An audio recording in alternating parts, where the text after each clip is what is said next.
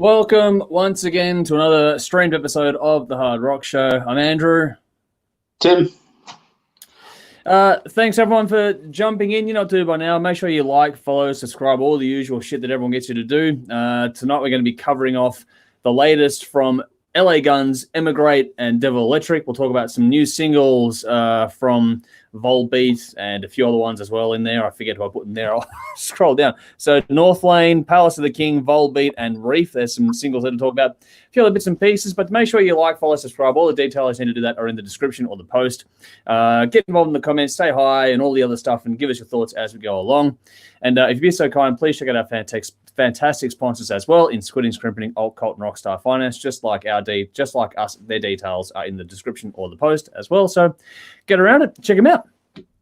As always, there's a bit to get through. Got some people coming through and saying hi. So Dave has said hello. So good to see you here. Thanks for jumping in on Facebook. Same with Nudes. Good friend Nudes, a regular there. He's saying hi as well. Sally's over on YouTube, so thanks for saying, hey, boys, good to see you here. And Dean, good to see you as well. Hope all is well for us. Well, it is for us, I think, Tim. It is for you as well.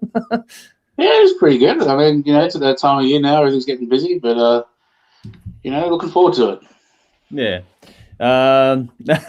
Keith, Rautism's going on, so he's got the slang going there. Michael Gow, another regular on Facebook. Got a few ones jumping in already, so good to see you all here so far. Keep them coming. If you're watching on Instagram, be aware that the comments you leave on Instagram, they won't quite come through to us here. So if you want to comment, you'll have to get into a different platform, but you can still watch us and just enjoy the stream on Instagram. No problems there at all. Sumaleth Rowan on YouTube, giving us the horns. As always, good to see you here once again. And Sally's gone, hey, Andrew, the set behind looks good. Nice work. All right, and Dean said the same thing. So I will get to that in a moment. Before we get stuck into all those things, let's do the rounds when there's only two of us here. But Tim, how you going? How's your week been so far? Well, since we last streamed. Oh, we were last here on Thursday, weren't we? No, it's been good. Just taking the time to chill for a little bit. Having another sister's birthday yesterday, So it's been good. Head down to the local brewery, so that was always fun. So it's been a good few days. Yourself? Good. Yeah, good. As you can see, there's a whole new backdrop going on behind me at the moment. I'm on a different camera and that now. I've done the testing I need to do on the other rig, so I'm back to this one. But yeah, there's a bit. I'll see if I can pan a little bit around here, but it's pretty fully decked out and everything's up there. It goes down to the floor as well. I can't really show you it all from this thing properly, but you will see the premiere of the set in its full glory. It's not quite finished yet, but that'll be happening, in a couple of weeks. I think people will start seeing that because we filmed the stuff we need on the set on Tuesday, so people will start seeing on TV stuff thereabouts, and we'll have some fun filming the Motley Crue stuff and what we need for TV through to January next year because the TV deadlines are coming up. So that's what it's all about at the moment for me, is just getting those TV deadlines sorted out. That's where the crunch is, which is always is this time of year. It's fun. It's always good, and we get together and have some fun and do stuff in the head. And there's a break coming after it all, which is good, and that's awesome because Jody and I are planning to get away for a couple of days as well. But yeah, right now it's just like okay, boom. But yeah, that's what I've been doing is redecorating the entire set. There's a lot more than what you can see here going on, but you'll all see it all very, very soon. Outside of that, everything's good, just busy and keep on keeping on as always. But the days are long at the moment, but I can't complain. Everything's good. Happy to do it. So there we are. What else we got here? I'm just going to quickly plug a couple of things. Check out our Patreon page if you'd be so kind. Would greatly appreciate any support you can give us. It allows me to focus more on doing this and not to stress about having the day job side of things as much. It's not about going full time. It's just about as much as I can do this. The more that comes in there is greatly appreciated. We've got a thing we're pushing at the moment is a $2 gold coin donation tier. Check out that one. That's what we're really pushing at the moment because that is what allows, like if you do that, you'll get like 50 new tracks sent to you in daily updates. So you get a lot of info coming through that for you as well. And while I'm on that sort of stuff, we did a good plug on this one too earlier this week. So I'm going to do it again here in the stream, but in the comments, please check it out our Spotify playlist called Hot Rockin'. That's where we put a lot of the stuff that comes through as well. If you don't just want to check out the music and give that a share, that'd be greatly appreciated. But got some good stuff going on to get through. So let's get into the happenings side of things, the hard rock happenings game we're playing here. So got a few singles to get through. Let's start with the latest. The latest from Northlane. Tim, a Sydney band from memory. What do you think of this one? Newcastle, I think. Sorry? Newcastle, I think. Newcastle. Okay, there we go. Before we do get stuck into it, just in the description and in the comments, there's a link to check it out as well. The band is Northlane. The track is Echo Chamber. That is a single we're going to discuss right now. So, yeah, Tim, how'd you go with it? So there is one Northlane song that I like, and it's kind of a guilty pleasure. Mm. And with each new Northlane release, it becomes even more guilty. Okay. I just can't stand this band at all. Oh, really? Okay. I cannot stand them at all. They are a generic hardcore band that did their best to sound like Suicide Silence. And then, Luca died and Bring Me the Horizon got popular playing pop music, so they did their best to start to sound like the pop version of Bring Me the Horizon. What the fuck's up with that random breakdown in the middle of the end? It just makes no sense at all. Okay. So they've gone for the commercial appeal and then killed it with the breakdown. Wow. I thought the video clip was clever. Yeah, that is.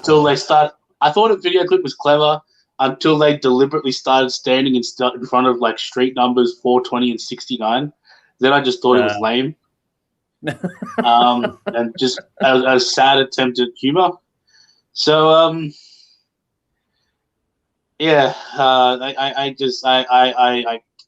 Nick Peterson's actually a very good drummer, and I know a lot of people who do like this band, but for me, I just think they're shit. Wow. That's not where I thought this was going to start off with. We're off on a negative. I'll retort. I didn't mind it, actually. I liked it. I'm not overly familiar with the band. This is more your wheelhouse traditionally than mine.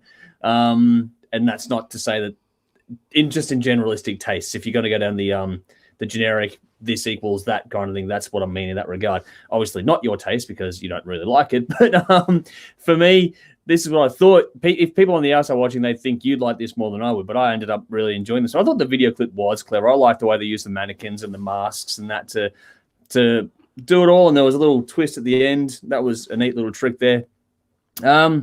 Starts off with one of those upbeat, up-tempo kind of vibes, got a bit of synth work going over the top, which I'm sort of sitting there going, okay, I'm not quite sure what's going to go to start with. But then it settles into a nice sort of groove, got some clever lyrics. I thought the melody and the vocals were good on this one. And the whole song builds progressively to be a bit darker, a bit meaner, and the vocals go with that too as it works its way through. I didn't mind the breakdown. I thought it was good enough to get your attention at the end of it all. And I thought, I don't know, I didn't mind it. It's my first real taste of it. They've been getting some rotation on things like Triple M Hard and Heavy, the digital station as well. So good on them for getting all those things. I didn't mind it. So yeah, they're like Megadeth to Metallica is like Northlane to Parkway Drive. Okay, all right. I will say Parkway Drive had more runs on the board by a long way. Well, as do Metallica to Megadeth. Yes, that's all right. Yep. Not to rehash that all argument, but I mean, I just cannot get into this band at all. Okay, all right. So, what is the song you like, man? Just to get that on the record. It's called Citizen. Okay, I don't know. And like I said, I don't know why I like it. It is just a pure guilty pleasure. Out of all the melodies they've thrown at the wall, they hit a good one. Yeah. Okay. All right. Cool. Oh, we'll move on in a second. Let's get some comments here because this is Michael's gone Northlane are great. So you're 2 against 1 here, Tim. You're on the outside tonight, which is unusual. But we'll see how we go. Lee's gone. Where's Tim's new background? Big fella needs some glamour. So you're going to start stapling things to your wall back there, Tim, or nah. The other room is much more interesting, but this room has a better chair. Yeah, well, that makes more sense for you, doesn't it? You can't just swap the chair? Yeah, I've been here all day playing Xbox. Tim going the extra mile. Anyway, Nicole, hello, good to see you here. She's jumped in on YouTube now. She missed out last time, I believe, if I'm correct, because you're up there dealing with flood waters and stuff. So hopefully you're safe up there in the northern state up there. So yeah, hopefully all is well. You're here with us tonight, so I'm going to assume it is. But yeah, stay safe. The weather's been a bit wild everywhere on the East Coast today. or last few days, I should say. Conrad, thank you for your email. Yeah, that's all good, mate. I will try and get back to you in the new year as soon as I can. But yeah, right now it's just a bit hectic, which is why we couldn't line up a few things. Just for the record there, just so people know, there are things like interviews and that, which we were going to try and bring back this year, but I'm going to postpone all that till January at the earliest at this stage. There's way too much to get done at this point. So we'll do some streams where we can. We'll get through sort of November into December. We've got some special events planned for December.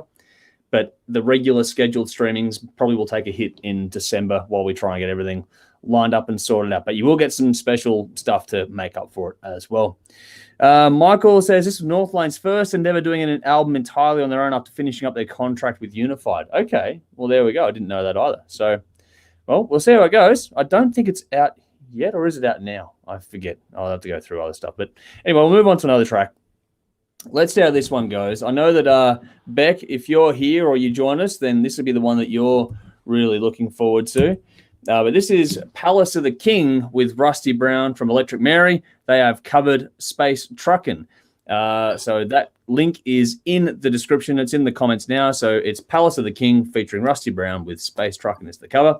Tim, did this one go better for you? This is a great track. Okay, cool. Recorded by my man Matt Robbins from Cicada Stone as well. Mm-hmm. This is just a good fun track. I mean, I can see, and the thing is, this kind of a song is right up Palace of the King's alley too. You know, it's that kind of groovy psych stuff. You know, with just a bit of blues in there as well. And I mean, it just sits right in their alley, and they play this kind of stuff really well. And it's just a good catchy song. Just Rusty and Tim together as well. Yeah, is a great vocal duo, great 1-2 punch there as well. So can't fault this track. This is a killer one.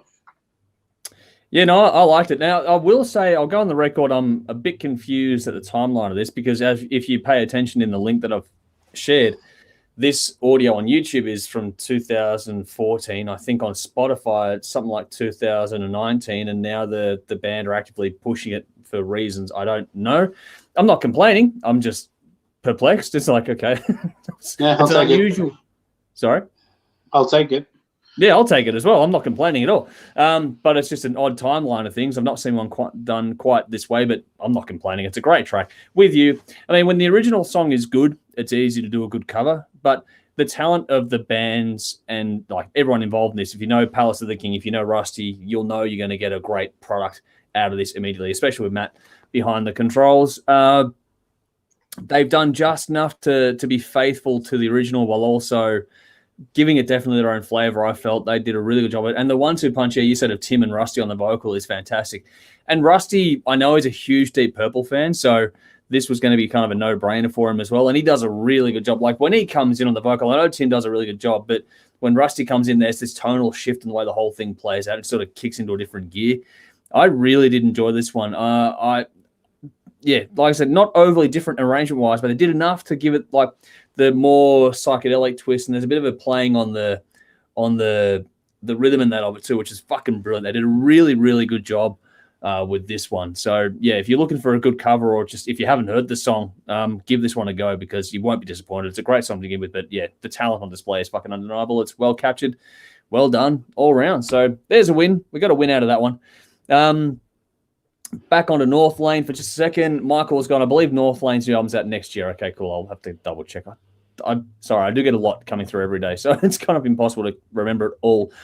Lee, good to see you here. He's gone. Rusty's a national treasure. I think that everyone can pretty much agree with that one. Mm-hmm. And Conrad has said the same thing. Rusty's a brilliant singer. So yeah, we've all got a lot of love for Rusty and his work on the vocals. So if you haven't checked out him at all with his work in Electric Mary, fucking wow.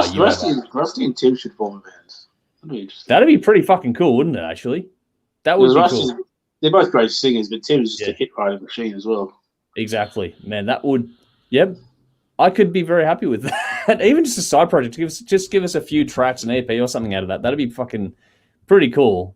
This teamwork's going all right, so we'll see what happens. All right, Next up. We'll fly through these ones. Next up, in the comments and in the post, you're going to find a link to the latest from Volbeat, which is a song called Shotgun Blues. So Volbeat is the band. The song is Shotgun Blues. How did you go with this one, Tim? Because I know that Volbeat, if I'm right, are a bit hit and miss with you. Is that correct? Yeah, they can be. I did really like this track though. Because first of all, what I loved about it, it's called Shotgun Blues, but it's not an overly bluesy track. Yeah, and it's not a Guns N' Roses cover either. It's not a Guns N' Roses cover. It's not a. And even the film clip's about an electrocution. Yeah. So they've avoided that kind of trope. And I mean, Shotgun Blues is kind of a classic, old world Delta blues kind of title. Yeah. So, we really like that. Mm-hmm. And what I liked about this is just a good 4 on the floor, straight up hard rock song. No messing about. They just played a nice chunky riff. Like I said, 4 on the floor on the drums, built to a chorus. I thought the chorus was quite catchy. I thought the vocals were quite good. Yeah. Which, I mean, Volbeat vocals can be a bit divisive at times. Yeah. I think these ones that nailed it. And if the whole album sounds like this, it's going to be fantastic. There's the only thing that I would have changed. The only thing that I would have changed is it felt like they were building towards this massive, half-time last chorus, and it just never happened. Okay. Yeah, I know what you mean. Yeah. And now that I've said it, you won't want to hear it. But the thing is, that sort of stuff doesn't really work for radio. Whereas this is, for your lead single, for a band the size of Volbeat, this is purpose-built for especially American rock radio, which they're going to get played over there. Yeah. And if you give them a track like this, they're going to love it. So, yeah, this is a goal for Volbeat. See, for me, this was actually heavier than I expected. That riff, it's got a nice fucking chunky riff to this one. And that sort of heaviness, the weight in the riff and the bottom end of this one really plays off nicely with the vocal tone. I know that some people do or don't like the vocal tone, but the way that they contrast with each other is really nicely done on this track in particular.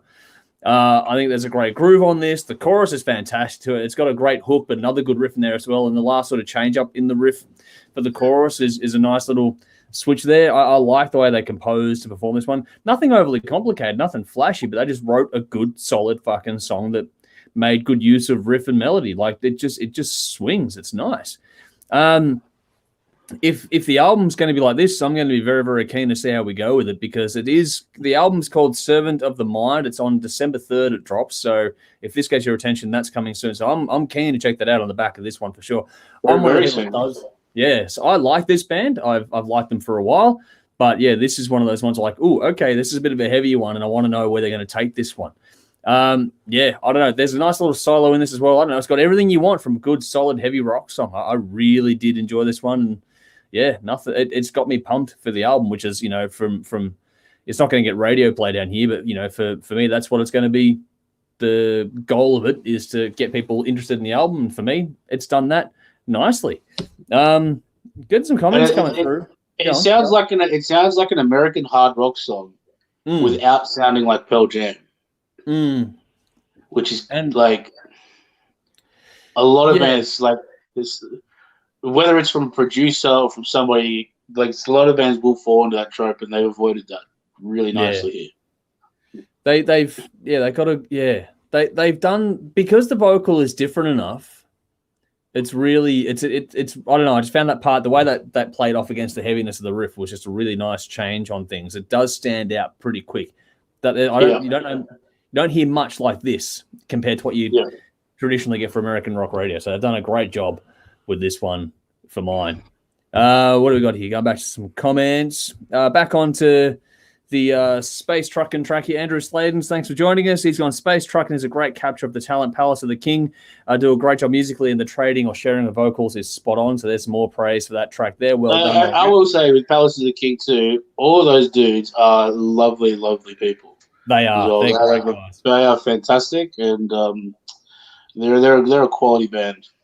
Got a lot of love for Rusty too. He's always been good to us here. So, yeah, everyone involved in that project from top to bottom. Yeah, well done. Good people all around. So it always makes it easy to support people when they're nice people. So it's always good. Never a bad thing there. Nudes has gone Space Truckin, not to be confused with Star Trekkin. Yep, that's a good point. Thanks for sharing. Moving on to Volbeat. Keith's gone, hope it would be a gunner or a cover, but that would be sick. Don't know that one personally. Don't know if you know it, but unless it's meant to be gunners, but I don't know. Conrad said, sorry? I think it would meant to be gunners. Okay, yeah, that's why I'm like, okay. But Conrad said, love Volbeat. Seen them many times in Europe. They are one of the best live bands you could ever wish to see. They are very good live. Andrew says, Shotgun Blues is fucking amazing. It's reminiscent of Metallica Black album era with a bit of extra grunt. Their new album is highly anticipated here. So there we go. Yeah, that's a good comparison. It is actually a very good comparison. Nicole says, I should like this band, but it just eludes me. Yeah, I understand people saying that. Maybe, I don't know if you haven't checked out this track yet, Nicole. Maybe check out this track and see if it does anything for you. Lee says, not very familiar with Volbeat, although I did catch glimpses at European festivals in the past. This track is a keeper. So there we go. And Volbeat played to crowds of 40,000 plus in Europe headlining festivals, and they come down here and they play the Gershwin Room. Well, that's the Australian market. That's just what we do here. All right, let's change gears and go to a band that I didn't think I remember seeing Highly Suspect at the ESPY, and it was half full. And they played New Zealand to a full festival. Yeah. It's we're a strange market. I don't know how else to put it. But yeah, I don't know. Oh, here we go. Mark has joined us. Thanks for joining us. He's gone, got the Murders in the Room Morgue Volume 1 CD in the car and record in my rack for a regular spin. Palace of the King do an amazing job at Space Truckin. So there you go. Well that'll done. Be the push.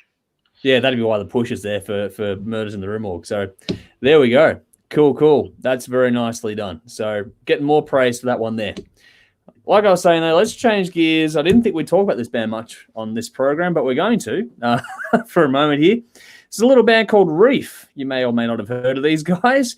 They've dropped a new song called Shoot Me Your Ace. That is in the post. It's in the comments now. So check it out. Let us know what you think of this one. So Reef, Shoot Me Your Ace. Tim, how'd you go? It's a really interesting track. It's got a very, riff-driven, dirty rock kind of sound, but vocally he almost sounds like a thrash singer. He's really grunting it out, isn't he? Like he's let fly on that. So that's really an interesting track, an interesting mix. Because of that, it's not going to be for everybody. But I mean, it really is going to move some air. It's going to push some speakers. And it's going to be one of those tracks where it comes up in the car. You're going to watch the speed rise up a little bit. So I mean, catchy song, it's a catchy riff, and I mean, I enjoyed it. I listened to it, put it straight back on again. Thought it was great. Thought the film clip was really good. Although I thought the singer's kind of dancing like in between vocals was slightly hilarious, if unintentional. That and the burning piano.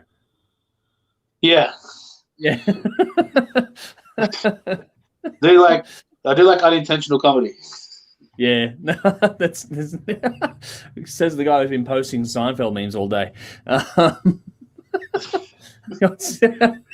think they're more brass against than Seinfeld. Yeah, no, that's true. Maybe we should touch on that before we close out tonight. But no, for me, this was not what I was expecting. Like I know Reef like everyone else does for the song "Lay Your Hands" or whatever it's called, and this is a long fucking way from that one. This is a ballsy track. Credit to the video, like the guys are performing inside of the wheel of death, what is it? The ball of death, where the motorcycles are fucking riding around and around them. So take some balls to do it. So well done on that one. It's a really gritty song. I didn't expect this one at all. Not the heaviest thing, but it's far from the lightest thing out there too. It's not a pop thing. It's got some riffs, got the gravel in the vocal. It's got the chunkiness in the riff. Some good guitar work on this one. But also there is a hook in the chorus with the whoa part, like the whoa part at the end of the chorus. There's a nice little hook in there too, so it's just enough to sort of suck you in, but at the same time, this whole thing just generally packs a bit more punch than I was expecting, so wasn't bad at all. I don't know, if you like just a good solid hard rock song that's got no frills attached to it, give it a go. Might surprise a lot of people, I think. So yeah, it wasn't what I was expecting, but then it came through. I've got to thank one of our Patreon supporters for, I think it was Lee from memory, that sent it through to go, okay, cool. Thanks for sending it in. That was a good one. So not a bad little find, that one. Bit different, but yeah, I enjoyed it. Nudes, our good friend, has said saw Reef live at Livid 97, pretty good live. So there we go. I haven't seen this band live, so I wouldn't know what they're like, but that's a good little track. Makes me curious. I haven't done anything for a little while. I've been a bit quiet, so I'm wondering if there's more on the way. And if it's going to be more in that vein, then yeah, we'll have to go and check that out, I reckon, just for something different. And yeah, we haven't got it here in the thing, but just for anyone that's curious, Wolfmother dropped an album last Friday, which no one fucking knew about. So Tim, you're the one that discovered it for us. No one I've heard about, or no one else aside from you has mentioned anything about it. That was just a bizarre marketing thing. They almost pulled a Limp Bizkit. Yeah, almost. But I mean, I find Wolfmother a very interesting band. Just sort of how they're received in the like Australian cultural zeitgeist, because I kind of feel like good way to put it. I feel like if this band made the same albums but were 40 years older, people would like them, and people just don't like them because they're younger. Yeah. See, we've had this discussion behind the scenes. I never really got into the band because I just didn't think they were doing enough to make them really... I didn't feel like they were doing anything different enough to make them stand out from the classics that had gone before, and what they were doing wasn't as good as the classics, so there's no reason to listen to their album over anything else. Yeah, but like, yeah, I think it's one. I think people say things like that when they have no other criticism. I don't like his vocal tone. That annoys me. Because I mean, vocal tone. Because I mean, it's like, well, they sound like classic bands, and it's like, yeah, well, good. And it's like, well, bands don't sound that much different. It's like, well, everyone's ripped off somebody. So yeah, but I have listened to it. Like he did a solo album a couple of years ago, Andrew Stockdale, and that was pretty fucking awesome. Yeah, that album wasn't good. That album wasn't good, but I mean, but I don't like the track he did with Slash either on the Slash album where he did the By the Sword it was. I didn't like that track either. So I think it's just him. To be fair, Slash's main band's not pretty good either.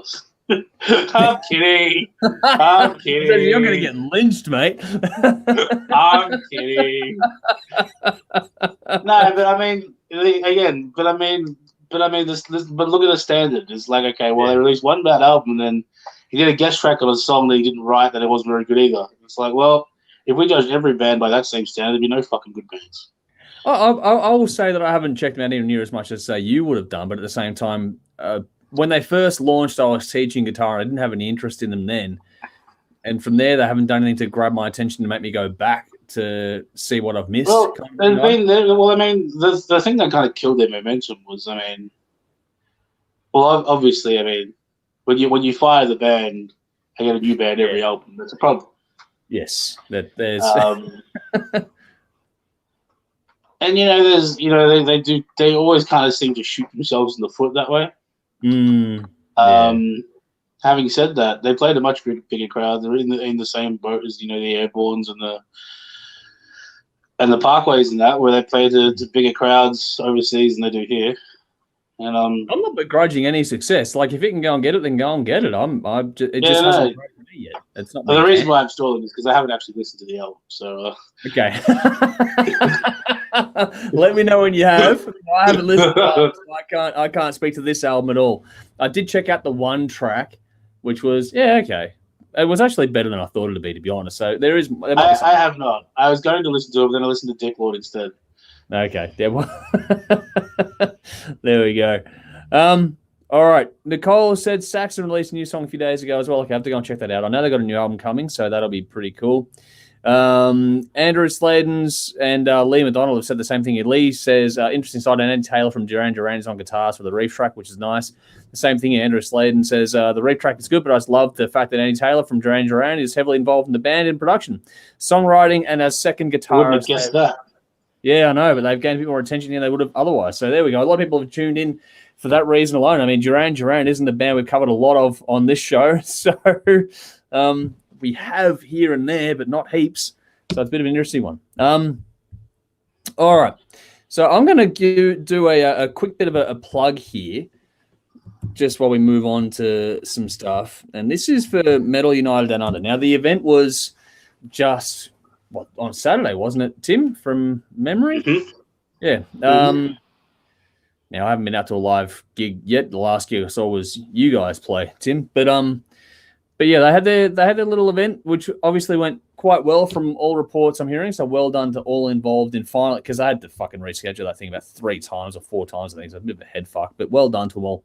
But on this link, there's a link in the comments now for Bandcamp, which they've released a compilation, basically collection of songs, free to download, free to listen to, and it's all featuring artists from Australia and New Zealand, which is all to do with what Metal United Down Under was all about. They finally got the Melbourne gig going, and that it's got a really cool 19-track selection of rock and metal from Australia and New Zealand. So you've got the Dark Horde, Inner Sanatorium, Visualis, Terrorential, Dead Sun, Jam Art, Ancestral Ruin, Shattered Hourglass, Enforce, Ashen, Sinayet, Beleth, Mourners, All Is Filth, Mojo Alice, Hit and Miz, Dirty Rats, cool, Rautism, which we've got Keith here as well, because he's saying, yep, Saturday, so there we go, that tracks. Thrash Bandicoot as well, so there's a lot there, a lot from the East Coast and stuff, but there's more than that as well. There's some bands there that I know and some bands that I don't know, but there's a good little sort of sampler collection there for you to listen to via Bandcamp, and just go and listen to it. I think you can download it for free as well. So check it out. There's some good Aussie and New Zealand thrash and metal to go and get around. Have you checked it out at all, Tim, or just? I haven't checked the CD out, but I'll give it a listen, because there's a few bands that I have heard that I do quite like, and there's a few bands that I haven't heard that. I mean, if you're into Australian metal, then it's definitely worth having a look at. Yeah, exactly. Nicole has gone way cool, so there we go. Get around it and show us some love, because that all sort of helps these things keep going too. So give it a listen, like some tracks, share it around, all that usual stuff as well. And I'm gonna put in another quick little plug here too, for a little thing that's coming up. Jesus Christ! Okay, I won't put that in there. Fucking hell. Sorry, I just went to copy something, and I'll go copy a link, and it goes and gives me a paragraph of text versus just the website that I want. So in the comments, check it out now. Aus Music T-Shirt Day.org.au. It comes around every week. It's coming every year. It's coming this coming Friday. So we're going to talk about it tonight. We're going to talk about it on the Thursday stream as well. So we want to get people involved in this one. So Jody actually was the one that reminded me that this was coming up. So credit to her for that part. But I just want to get people involved in this. So be aware of it ahead of time. Donate. You can hit the link there. Get involved in it. We're going to do. We did it last year. We all got together and we sent photos through to me. And we got people from out there in the audience land to send us photos. Well, we put a little bit of a reel together, a slideshow of all the photos that came through to us as well. So we're going to do that again. So get in early. If you want to send me a photo on the Facebook page or any of the pages we've got, then send it in if you're wearing your Aus Music T-shirt for Friday. But yeah, the more we get, the better it'll be, and we'll share the links in that as we go along to it. But it's always a great cause. It goes to Support ACT, the fundraising, which is a mental health initiative for the music industry and the arts industry. So yeah, I don't know. I think this is a really great thing. Happens every year. Just a heads up for everyone to get around it and get involved. What are your thoughts on the whole process, Tim? I think it's great, and also just want to support it for the past 18 months while everything's been to shit. I've really put out a lot of money and resources to help musicians who have no other source of income for the past few years, and have really kept a lot of people together. So anything we can do to help them out is a huge plus. Yep. Definitely do it. That's why we'll keep promoting, and I'll do some more social posts on this in the next coming days. But we're giving a quick plug here tonight. We'll do it again on Thursday, and we're going to get as many people as we can. If you're interested, let us know, and we'll get a photo from you, and we'll put it all together in a little bit of a reel. And we did this last year, so we'll try and do it again. Got a great response last year. I want to do better this year. I want to get more people involved, and I want to make it as long as possible. So get ready for that coming up in a few days. Let's raise some money. Let's raise some awareness and do all those things to help what Tim was saying with all the good work they've done over the last couple of years in particular, because it's been absolute hell out there for the arts. And on that note, too, a welcome new announcement from the Andrews government in Victoria for $200 and something million being pumped into live music in Victoria, which is going to be very helpful, I would imagine. So still waiting on more details, but what I've seen, it looks good. I don't know if you've seen much about that, Tim, but from what I've seen, it looks it looks interesting. We'll wait and see for details. Yeah.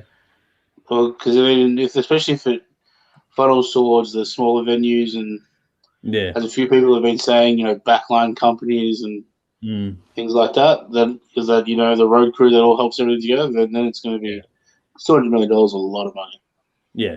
So I've seen some detail. It looks better than it could.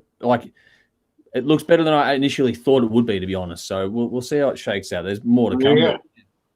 Looking hopeful. I'm hopeful. So fingers crossed on that one. Keith said, I just cranked on the compilation recently. Plenty of neck wreckers in there, which is nice. But he's also said that gig went off like a fish milkshake. Charity Arcana, Fall and Resist, Victoria K, Demon Head, Temptress kicked ass on stage. Not too sure about Rautism, though, which is funny because it's his own fucking band.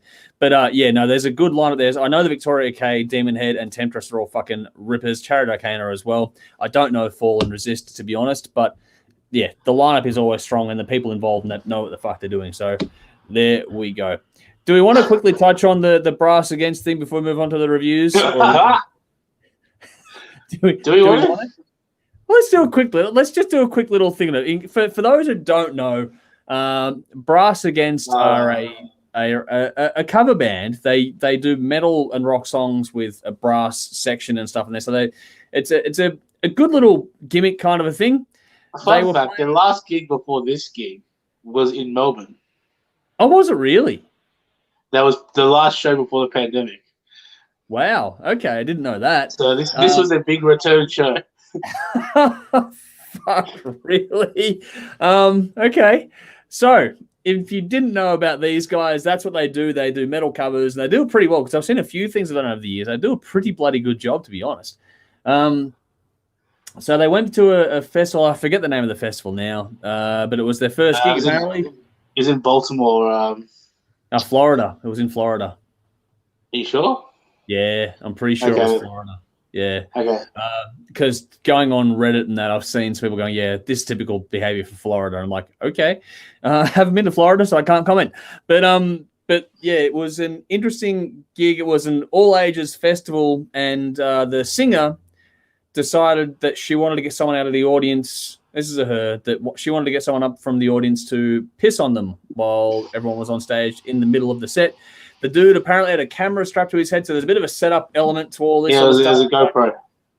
Yeah, it was a GoPro. Okay, there's a lot going on with this, but yeah, basically, long story short, the singer of a cover band, a chick singer, decided she wanted to piss on someone's face on stage in the middle of their set. It's caused a bit of a conversation behind the scenes amongst us in the crew.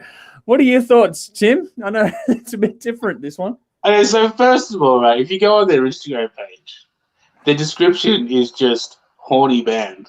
Yeah. Well, yeah, there we go. And I just want to say too, there are great pun names for ska bands and brass section bands. There used to be a band in Melbourne called Big and Horny, which is just you can't beat that. Now, the footage itself is quite spectacular because she almost does it like a pro wrestler in the sense that pulls her pants down and it kind of looks up at the crowd. And they're playing a Rage Against the Machine song at the time. Forget which song it is. She's singing I hear the sound of a gunshot. I hear the sound of a gunshot. And then she just lets fly, and it's one of the more brilliant things I've ever seen. And the thing is, right? Here's the thing too. If you look at the dude, right? Put yourself in. Well, that's the thing. Put yourself in that position, right? Now, if she pulls you on stage, lies you down on the floor, stands on top of you, pulls her pants down. There's one of only two things that are going to happen at that point. Mm-hmm. Now, again, she's standing there working the crowd, so to speak. At that point, the chances of one of them and of it being one of them and not the other one rise up. Yes. And then it starts, right? Now, if you're in that position and you don't want it to happen, you get the fuck out the way. Yeah. Yep. This guy clearly was not in that category. He enjoyed it immensely. Yes. Now, whatever floats your boat. I don't.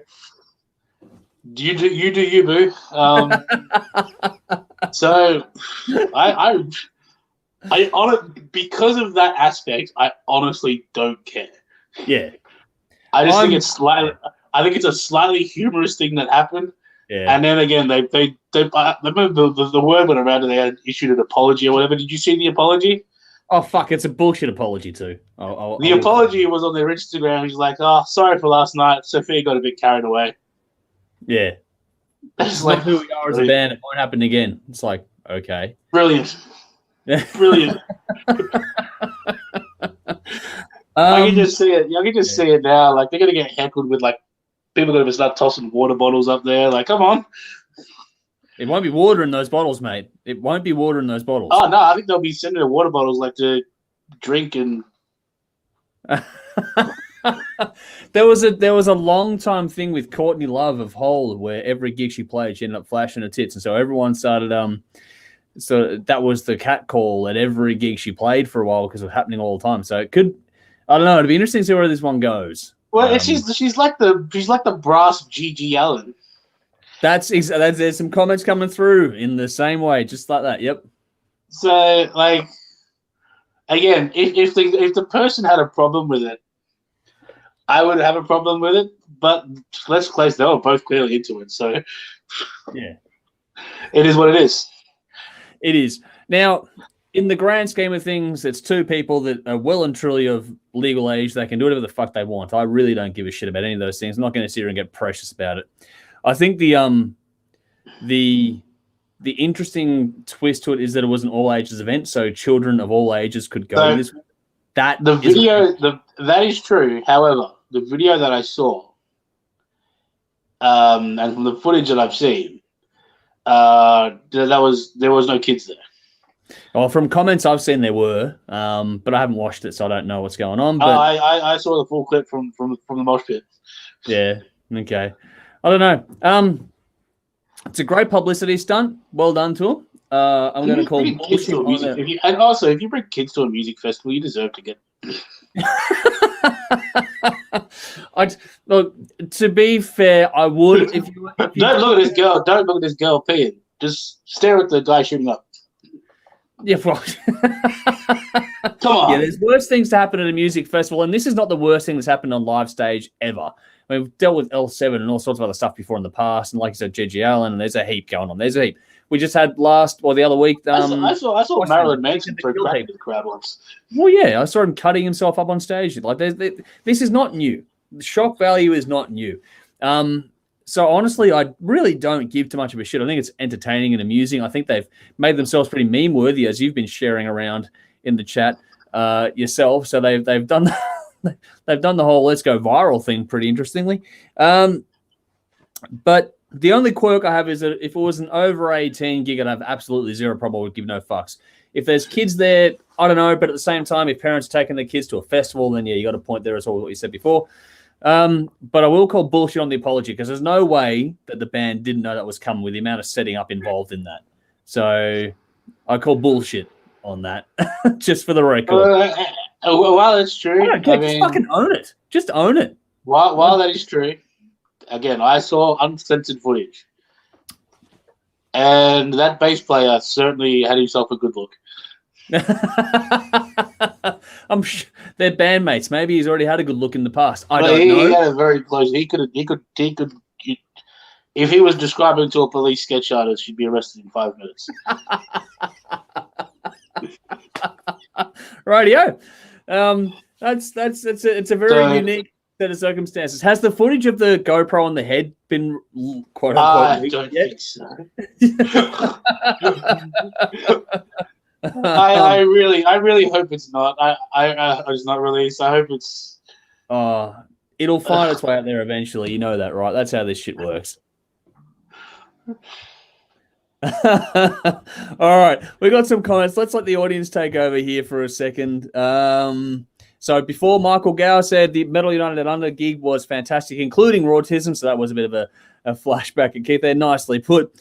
Conrad said, I tried to watch that clip going back to Brass Against here and just couldn't make it through. Too gross for words. The band would rather discuss with the singer's behavior. Keith says, Brass Against, the G.G. Allen of cover bands. So there we go, which Nicole goes, my thoughts exactly. Sumaleth goes a bit carried away. And there's a point too. Conrad says the band will get more publicity from this than they ever had, or probably will. Again, people might expect that at every show, which has been a point raised here. And Lee's going, as long as Eat the Damn Orange don't start urinating on patrons. Well, I don't think that's quite on the cards unless you've got an exclusive here for us tonight, Tim. No, it's not going to happen. I love the pregnant pause. Talking about working a crowd, you've done that. It's not gonna happen. It's not gonna happen. I would love to do like what we did to Tash for the Glory Hole Nightmare clip. We just get syringes of blood. Yeah, that gimmick stuff is fun. Like Insane Clown Posse with the Fago and all that sort of stuff. There's always gimmicks in that floor and the blood pumping from heads being cut off and stuff. There's always a gimmick, and that's always fun. Maybe we should just start, doing like a champagne shower with orange juice. Oh man, you should. It's stinks after a while. You've already tried taking oranges, and that went badly for you. So you can do something else. That would work better. It's safer. Sorry.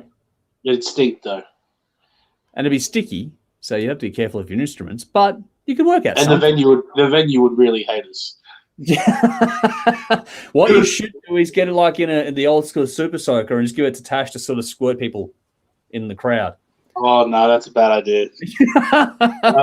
Hopefully she's not watching this. Yeah. Hope Tash isn't watching. All right. We'll see if Brendan's watching. We'll see what he says. Sally's gone, yeah, not for me, but the apology thing was a big joke. Had the desired effect, though. Here we are talking about it, but keep your puss in your pants, ladies. There we go. Well, she was. I disagree with that last statement, by the way. Sorry? I disagree with the end of that statement. Well, yes, fair enough. True. That's no problem in that regard. And Gear, hello again. Good to see you. Haven't been here for a little while, but hello from Norway and Viking Queen. Good to see you once again. Hopefully your new album's on the way soon.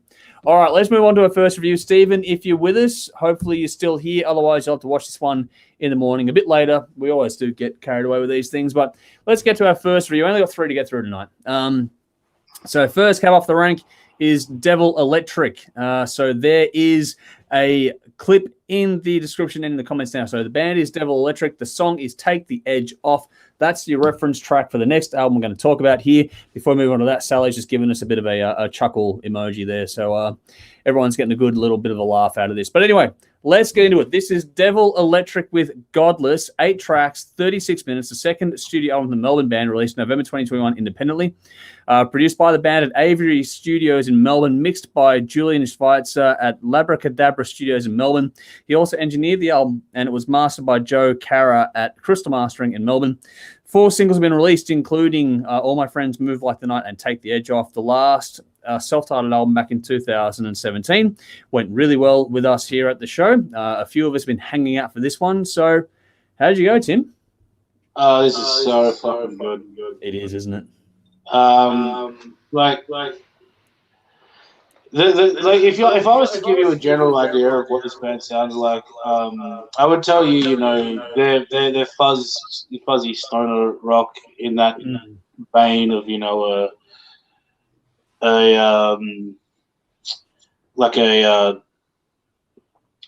fuck, I just gone blank. Like a Dope Smoker or a Corrosion of Conformity. If you're a Down fan, you could listen to this, or even if you're just an old school Black Sabbath fan. Anything from that sort of era through to things like Dorothy and Lucifer in today's terms. Or even Caius or anything like that. But the thing is, what I love about this is even in these sort of, fuzz pedal genres, right? Mm. There is a wide variety of the bands that we just listed there, because your Black Sabbath, your classic, and I mentioned Down, and Down do your kind of southern rock, Delta blues turned up to 11, and then Caius do your kind of desert stoner rock kind of thing. And these guys kind of managed to take a little bit of elements from all of them and create their own unique sound in there. And it's recorded spectacularly well. Mm-hmm. Like this genre, like a lot of this genre, the bass sound is fantastic. Yeah. But unlike a lot, is that it's separated from the guitar tone and the bass drum incredibly well. Mm-hmm. Recorded incredibly well. They've backed off the gain on the guitar just a touch as well, just to give it that little bit. You know, and to be honest with you, if they cranked that gain right up, I would have loved it because I like this kind of style, but not many other people would have. And by backing it off that tiny bit, they've kept me happy, but they've brought in a ton more people. Makes it more accessible to someone like me. Oh yeah, yeah. Groove's fantastic. The variety of the songs are here. It's got its ball tearing moments, but it's also got its catchy moments. Yep. And you top it off with that with the vocal, and the vocal performance on here is absolutely fantastic. She sung it so incredibly well, and her tone is fantastic. Lyrics are great. Again, a lot of the things that we've mentioned, you know, I'm saying it's a fuzz rock style is because a lot of these styles do lean into stereotypes at times, and this one's avoided a lot of tropes, and they've just, you know, made a good solid hard rock album. Melodies fantastic, everything again. And I said this before, but I actually counted the other day the amount of, you know, quote unquote top 10 contenders I have, and I've got more than 10. This year. Yeah, I've definitely got more than 10. So but this is in there for sure. It's a fucking good album. 9 out of 10. What are my highlights? Take the Edge Off and Godless are my 2 highlights. This is a cracking album. Cool. I was all over the first one when it came out, and I was keen as fuck. Been hanging for this one for a while, and I was wondering if we'd get it because of Christos, his other band, The Ugly Kings, being signed and making him very busy all of a sudden. I'm glad we've gotten this one. Hopefully we get more. And for what it's worth, one of the singles in this one has well over 300,000 plays on Spotify alone. So I don't think these guys are long for the pub circuit either. So if you get a chance to see them, do it now before they're too big for the old school pub gig, because they're going to get to Europe and they're going to fucking smoke it, I reckon. It's dark and brooding. It's got just the right amount of fuzz. That's what you were talking about before. It's not overcooked. It's got just the right amount for me, and I really did enjoy that. I didn't over-compress it. It was really nice. And for all that, the melodies, the harmonies on this are fantastic. The opening track sets the tone, but there's a lot more to this than if you just put the first track on and go, okay, yeah, that's what this is. There's so much more to this. Don't let one. No 2 tracks are alike on this thing at all. They play within a zone, for lack of a better term, but there's so much exploration done in that it's incredible. I love the storytelling. The lyrics are fantastic on this one as well. There's a lot of emotive weight that's really palpable on this one too. I think the mix was fucking glorious for this style of music. Like not a heap of tricks on this one. Just get it, like you said, the separation of the tones, the way you could hear everything clearly, and it all complemented each other on the way this was performed and written and captured.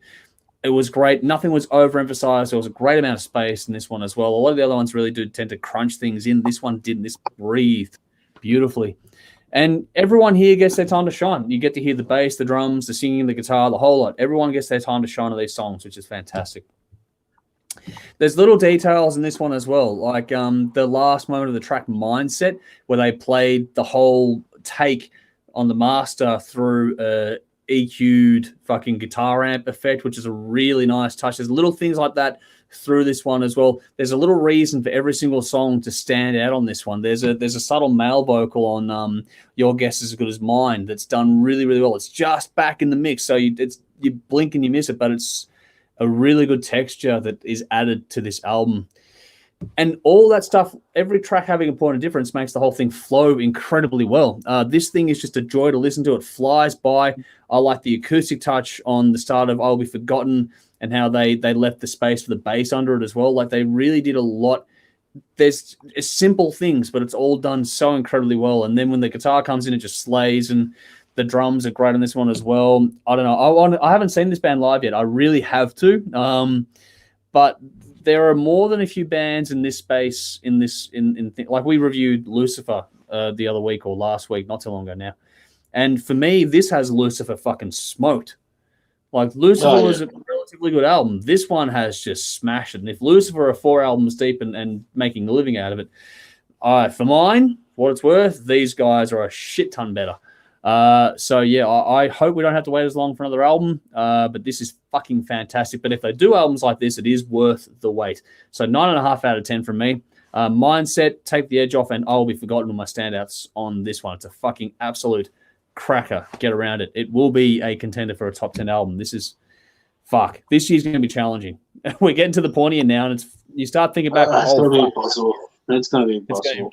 We will have some a bit more leeway this year because it's a bigger year, because last year was such a quiet year by comparison because of the pandemic. Everybody held out. Everybody held back their albums. Yeah. So we'll have some, I guess, a bigger top 10s this year, which will be live streaming for the first time as well in December. So more on that to come, just so everyone's got a little bit of a sneak peek if you're tuning into the stream tonight. All right, gear change, which is what we do. But before that, some comments here. So Andrew said, Devil Electric, great band, killer album. Can't wait to catch these guys live. You and me both.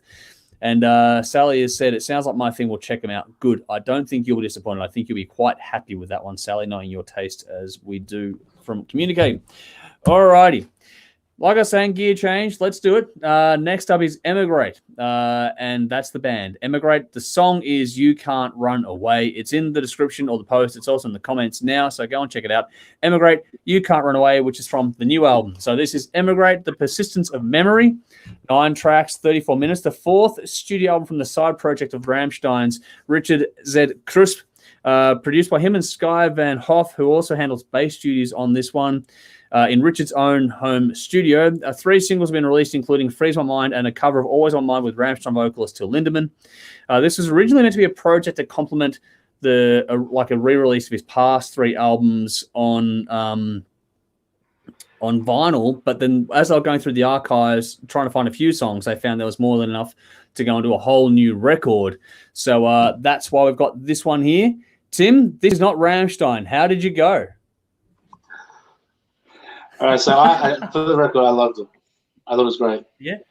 However, what I'm going to say, and this is how I'm going to describe this album now. Mm-hmm. With how I describe this album, Rammstein fans are either going to agree with me because they hate the album, or they're going to want to slap me in the face because they love the album. Okay, interesting, because I'm a big Rammstein fan. How I would describe this album to somebody who hadn't heard it was... Yep. It sounds like Angels and Airwaves with more chugging. Yeah, kinda. I kind of get that. It's very synth heavy, and with a very upper register male vocal singing pop tunes. Yeah. Very much a swinging drum beat. Simple songs, very classic rock. Very but just instead of a pop punk twang, there's a bit more of a Richard Mesa Boogie Crunch in there. Yeah, that's pretty much the stylistic difference. And the thing is, because Richard's not particularly a strong vocalist, but he does have a nice melody. He's pretty good though. For this style, he works. But exactly, that's what I mean. That's why he's got that sort of synth heavy style, I think, as well. Because if he had his guitar tone with his vocals, he'd just get drowned out. Yeah. Yep. As well. Because he doesn't. Yeah. I didn't find too much difference between his guitar tone here and his Rammstein tone, which is no, I don't find a huge difference there. Yeah, but that's what I mean. He's got quite He's got quite a monstrous guitar tone next to his vocal. So they did kind of rely more on the synth, more on the heavy backbeat. It's very much a poppy-centric song, but don't get put off by that because the songs are good and they're hard enough. And again, if you like hard rock, because at the end of the day, we all have pop can be a dirty word, but it's just catchy. It's just hooks and melody, which all songs have. And if you like that kind of stuff, you'll enjoy it. And I mean, if you like 80s pop, you'll enjoy it. But if you like, catchy music, you'll enjoy it. So I thought this was fantastic. I thought the cover of Always on My Mind was fantastic. That's pretty good, isn't it? But again, it goes back to, if you got a good song, it's making a cover of it is quite easy. And I think Always on My Mind is a cracking song as well, just on its own. So yeah, that was good. Good. Till Good added to that song, though, I reckon. The way his deep register fucking really brought a different. Well, for me, it harks back to Elvis. Yeah. Okay. Yeah. I get it. Yep. Because you hear that big deep voice singing that song. Yep. And I think that's why it worked. Well, for me anyway. So I got a bit of a nostalgia kick out of it. Yeah, that's cool. But I mean, with that, Rage is a great track. I'm Still Alive. There's good tracks all over this thing. So again, it's a very good album. I give it an 8 out of 10. Yep. I think this is one of the better Emigrate albums. It's been good to see this project kind of evolve from the first one. And how he's evolved his sound and that it's not just become a dumping ground for B-grade material. There's actually good records in here. So it's a very, very good album. It's worth checking out. Yep. I like what he's done so far. He did one album a little while ago which had a lot of different vocalists on there, and then we sort of settled into this rhythm now where he's the lead vocalist. He gets some guests in and that. I like what he does in that space. I know that he's not the world's strongest vocalist, but he does more than enough to carry his own weight in what he's doing. And the synth balance with the guitar and his vocal being where it sits is really well presented on this one as well.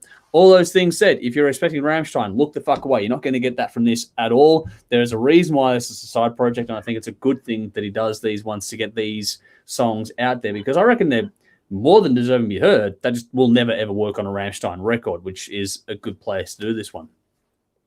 There's a lot to take in on this one. It's a mix of anything from metal through to pop.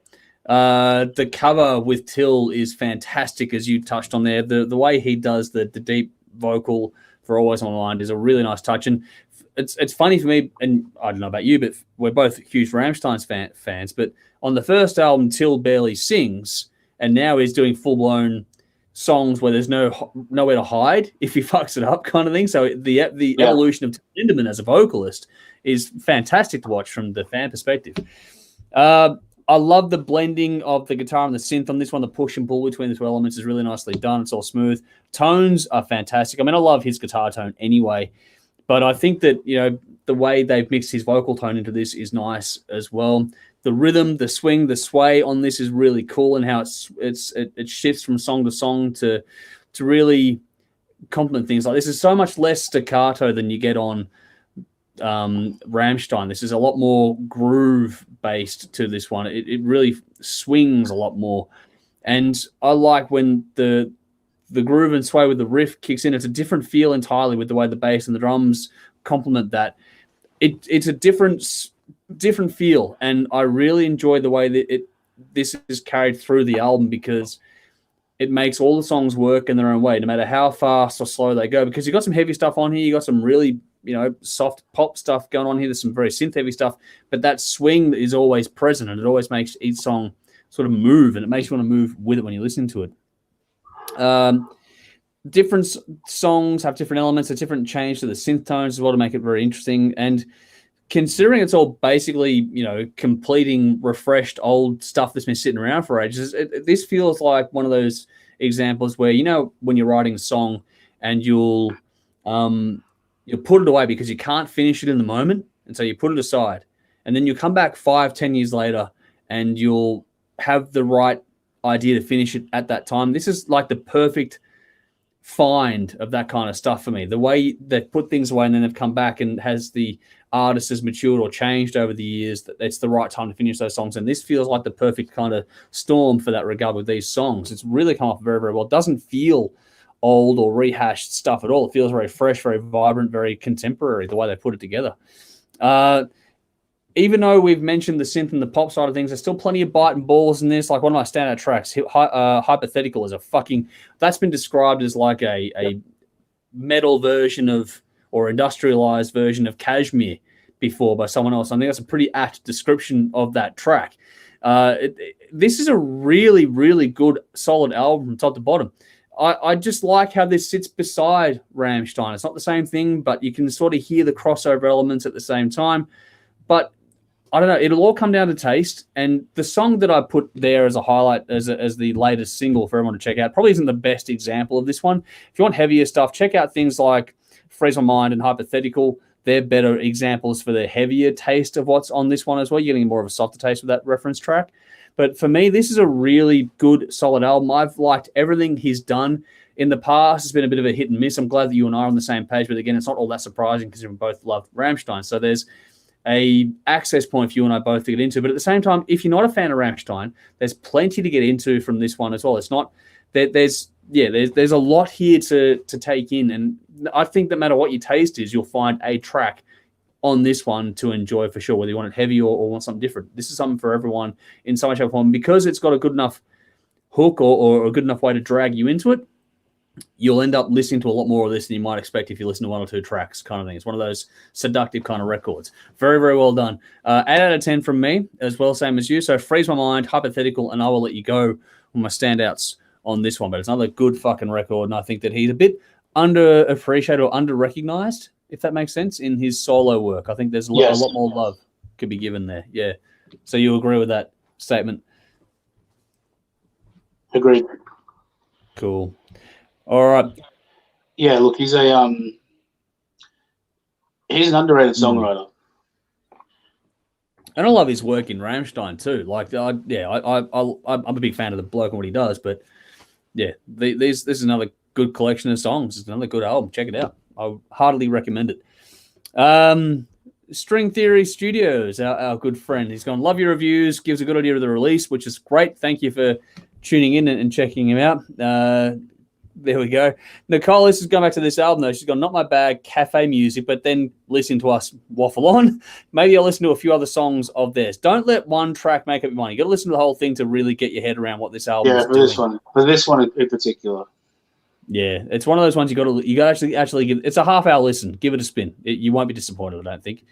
And Lee has gone a quality album, so there we go. And you were one of them. What kind of cafe are you going into, Nicole? Yeah, exactly. That's a good question, actually. That's a very good question. I'm going to have to swing by this cafe. Yeah, that's a good question. I want to know.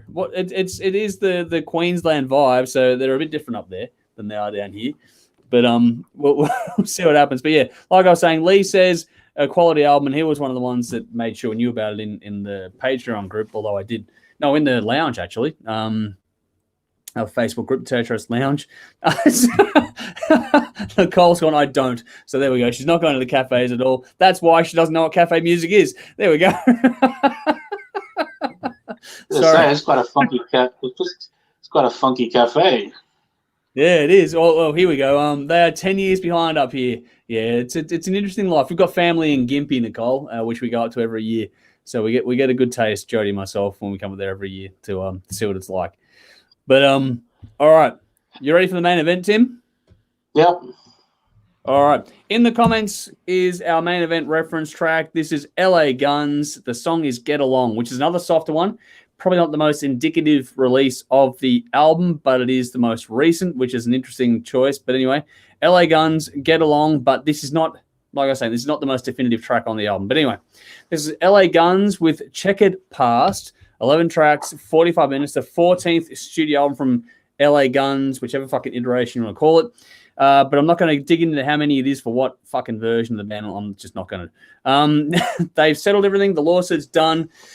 This one was produced by Adam Hamilton, also had drum duties on this one. 4 singles have been released, including Let You Down and Knock Me Down. Maybe check out those two if you don't like this one. This is a band that's had a share of issues clearly over the years, but this one is still very much loved by fans. We've had top 10 polling and stuff in the past, and they've always done very, very well with the years they release albums in. This is the version of the band which has Tracy Guns and Phil Lewis on vocals. Tim, how did you go? Now, I know you don't want to get into the iterations, but we reviewed an LA Guns album. Yeah. You and I probably a year and a bit ago. Yeah, a bit over a year. Now, is that this band or is that another band? That's the other version of the band.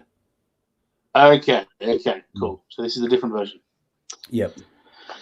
All right, because I remember the last one was like, I think I called it like a 10 out of 10, 6 out of 10 record or something like that. Yeah. Yep. Like a perfect average. Yep. Perfectly average. Now, this album is a little bit better than that. It has a little bit more polish, a little bit more variety. It's a little bit cleaner. It's a little bit slicker. Yeah. Having said, and it's definitely worth a few spins for sure. Having said that, I mean, while it is worth a few spins, I'm not sure once those few spins are done, how often it's going to get replayed after that. Yeah. Starts off with an absolute ball terror. Yep. Settles into some softer tracks. Then you get into your sort of your single classic pop rock kind of songs like your Knock Me Downs and all that. Yep. Settles back down again and you go to your finish. Yep. It's a very well put together album. And if you like that kind of Sunset Strip kind of rock that you kind of see, it's a bit on the softer side of that, but if you're into that kind of style, then it's worth a spin for sure, because there's going to be a few songs on here that you like.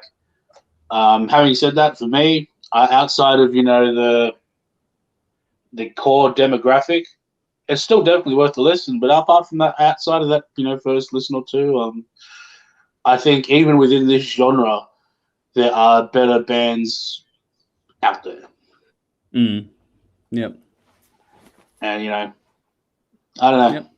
It was decent, but I mean, when there's, unfortunately, when there's so much fucking music out there these days, it's just, I don't know, decent feels underwhelming. Knock Me Down was my highlight. I thought that was a really, really good song. I thought that song, Knock Me Down wouldn't go out of place on any rock radio play station anywhere in the world for the past 30 years. I thought that was a great song. 7 out of 10. Yeah, no, you and I, it's a case of let's both agree all fucking night, apart from the opening couple of things we've talked about here with, like, the opening single was about where we've disagreed the most tonight. The trouble with this album is that it's worth listening to. You'll enjoy it if you like the classic old school hard rock or heavy rock. You'll enjoy listening to it. There's nothing wrong with this per se. The trouble is there's nothing that makes it leap out either. It makes it go, okay, this is going to make me reach for this one over anything else I've heard this year or last year or whatever else. Like this, it's good if you put it on, but there's nothing that makes you go, I'm going to reach for that album over anything else that I've got in my collection, especially this year. I think the mix is all kinds of fucking weird. That was irritating to me, actually. The mix... Sorry, Tim, but don't let the drummer mix your album. Some can, but this one didn't work. This was the value shifted a lot from song to song, which means I don't know how they did this. I don't know if there were different home studios or what was going on, and then it got put together. But there was this thing didn't. It never quite flowed right. Well, the thing is, right, it wasn't all that loud. You put Emigrate on, then you put this on. Emigrate's punchier. It leaps out of the speakers. This doesn't leap out of the speakers, but it still fucking clips. Which I'm like, how the fuck do you do that? It's like the sauce was running too hot and they had to try and mix it back to try and make it usable. Not that sounds worse than it actually is. None of it's horrible, but the problem is the value shift, and this doesn't do enough to bring it back. The track you mentioned before, Knock Me Down, that has the most complete mix on this album. The rest of it, there's something wrong on every song. Stands out as well, to be honest. Yeah, it sounded good. That sounded the best. That's the one that for me it sounded like it sounded like a classic proper rock song. Yeah. Whereas the rest of it kind of feel. Again, that opening track is real hot, but Cannonball sounds real hot. Yeah, but it sounds real high. And then when you get into the ballads later, there's a stark contrast between how it's recorded, along with the songwriting style, and it just feels disjointed. Yeah. See, I didn't mind the way I wonder if that's a mastering issue as well. I don't know if mastering, because when I was listening to it, the way I was picking things up, the different elements shifting, that's hard to do in mastering. That to me feels more like it's from the source than the master. Yeah.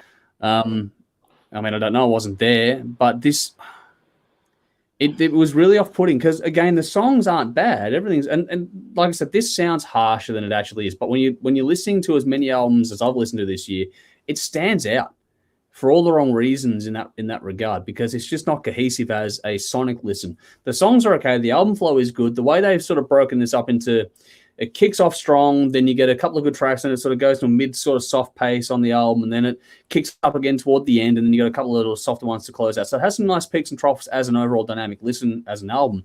Performances are good on this. There's nothing wrong with performances at all. The songs are good. The lyrics are pretty good too. There's some wit in there, which is nice, some observational stuff.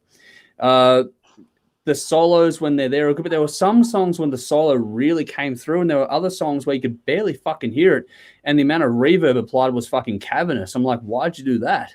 There were some illogical choices in the mixing that just I didn't get it. And that might be just me, but at the same time, it's the only album I've heard that's been done like this for quite some time, which is crazy. It just really, I don't know.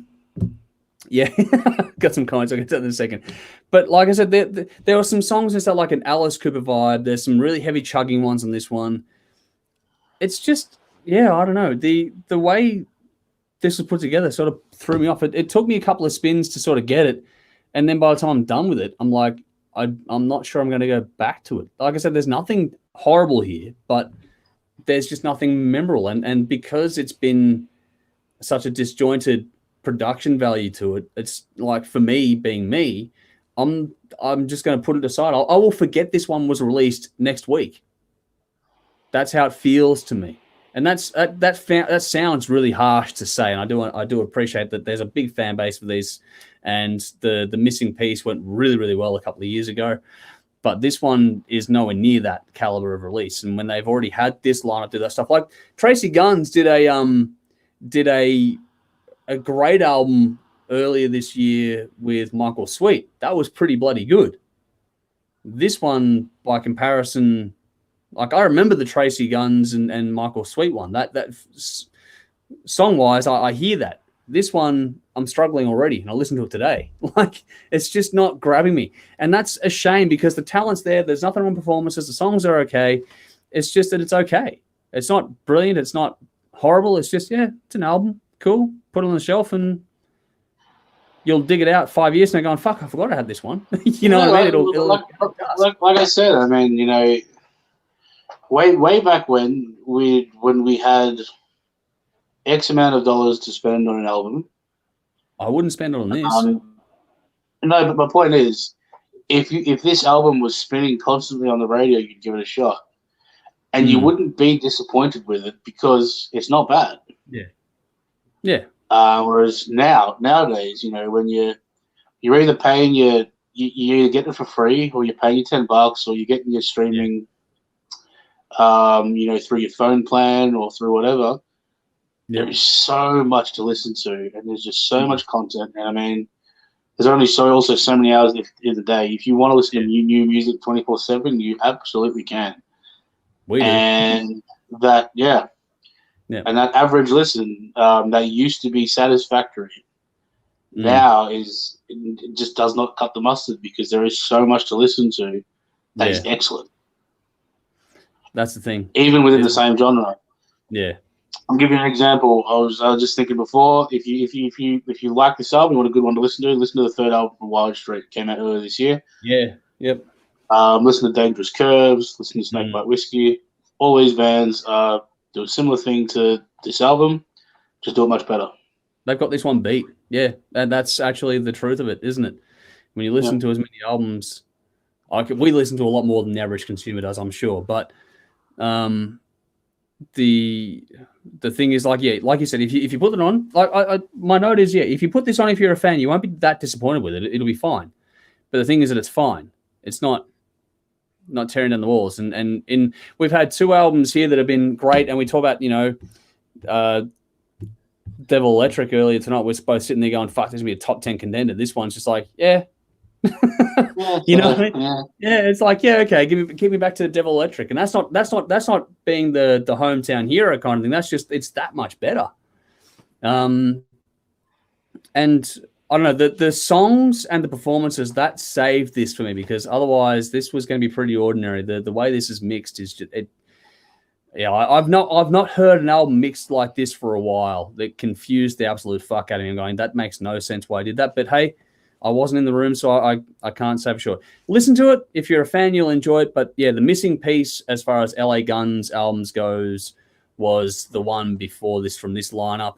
And that has got this one beat by a fucking country mile. So yeah, that's my take on that one as well. I gave this one, like you, a 7 out of 10. It's 3/4 of a good. It's a 3/4 good album. It's like that perfect mid-range kind of album. It's good for that. But I also picked "Knock Me Down," "Better Than You," and "Let You Down" as my standards. So if you don't like the reference track, check out some of the standards. Then "Knock Me Down" is probably the best one on this album. We both agree on it, you and I, Tim. So if you want to check out the really good song on this one, check out "Knock Me Down." That's the one to run with, not the one we picked earlier on, because that's the latest single, which is the habit I've gotten into. Otherwise, it's a bit too biased, or can be led by bias. So there we go. So got some comments coming through on this one, which is always interesting with this band as well. Unless there's anything else you want to throw in there quickly, or yeah, like I said, Dangerous Curves, Snakebite Whiskey, for an overseas band, Wild Street, similar thing, much better. Completely agree. Nicole said, not bad for an 80s vibe on this one here. Andrew says, Get Along is horrible, which, yeah, it's not the best choice of this album, but it is the ballad in the middle of the album, so you know it is what it is. Tim, our good friend TC, he's gone, this is the main version of the band. The other one is called Steve Riley's LA Guns. Yeah, that's just been settled in the dispute, so it has to be called Riley's LA Guns now. That's the KK Downing's priest of LA Guns. Yeah, and that whole thing, don't get me started on that. That's a bunch of bullshit. Don't do it, people. Just, there's no fucking point. But anyway, Nude says, really like LA Guns. Pretty good album. Some great guitar work by Tracy. Not as good as, say, Cocked and Loaded. That's a fair point there too. And would like to know Dave's view on this one. I don't know if Dave's heard it. He's been busy tonight doing family stuff, so he couldn't make it. I don't know if he's heard it. Don't think he has. He's had a pretty big weekend to deal with things. So if he checks it out, we'll let you know. Otherwise, probably not going to hear this one. Andrew says, the rest of the album is okay, good for a couple of listens, but I think I'm already done with it. Filed with the rest of the LA Gun stuff in the last 20 years. This is one of those cases where a band does well but doesn't go as high as other ones for obvious reasons when you look back on things with hindsight. Would you agree with that kind of sentiment there, Tim? Yes. Yeah. Yeah. No. Conrad says, not blow me away. If I'm going to listen to this style of rock, I'll listen to Cinderella's Long Cold Winter. Yeah, well, Cinderella is a band that you'd probably put over this one. Lee, definitely don't sound like your typical Frontiers label bands. That's the point too. They don't sound like a Frontiers label band, but they are on the label. Solid release, but agree with Tim, bit underwhelming. Really like the missing piece. This is a safe release, which is pretty, yeah, that's it. This is where I laughed before. Keith said, he said it, drink it up when I'm talking about the peaks and troughs and dynamics and stuff like that. It's the old drinking game there from the old days. TC says, this version of the band released a really good album in 2017. That's the missing piece. They have released 2 albums since, including this one, that have been weaker and a bit same. So, yeah, it's not as good as their earlier work. Sally said, never been my thing, as you know, but whoa, quick listen, that's all, folks. So she didn't like the reference. Like I said, that reference track isn't the best choice. Knock Me Down is the one you want to check out. No, even then, like, Knock Me Down reminded me of Digsy's Diner by Oasis. Yeah, I got an Oasis vibe on a couple of tracks, yeah. It's very soft pop. Yeah, it's safe. The word was said before, safe. That summed it up pretty well. Like it's like when Oasis feels more dangerous than. Yeah, you're well into dad rock territory, aren't you? Well, with Oasis, you can at least say, okay, well, there's pop melodies. Yeah. This one just didn't. Yeah, the hook wasn't there, was it? Yeah. Nothing really stayed with you after listening to it. Like I listened to it, it's easy. You can listen to it, but nothing stayed. Andrew said, I agree the checkered past seems like a mishmash of individual pieces. Adam Hamilton should have locked this all together by not only being the drummer but the producer. It should have been consistent sonically. They would have been better to have stepped away from the stuff that Adam Hamilton does, as his production style is just horrible. I haven't listened to a lot of his production work, to be honest, so I can't comment on his general work, but this album doesn't do it for me at all as a production point of view. Nicole agrees with Sally, which we've covered there, and there we are, I'm back and forth now. So Nicole, it's painful. String Theory's gone, I wouldn't spend it on this. That sums up for me. That's the album comment before when you talk about the money and time and that. No, I just piped in and said I wouldn't spend money on this one. I wouldn't spend money on this one, to be honest. Nicole said, didn't like the whole hairband thing and put LA Guns in this basket. Yeah, a lot of people have done that as well. And what's with David Lee Roth looking the overalls? Yeah, the video is not a good video. The barnyard overalls hat, not a great clip either. I will say that. That looked odd. Andrew's gone, 5 out of 10 at best for LA Guns. There we go. TC says they released Devil after the missing piece. Okay, cool. Okay. Rowan says, please come see my new band this weekend, LA Priest, Mind Crime Guns. Very sharp. I loved it.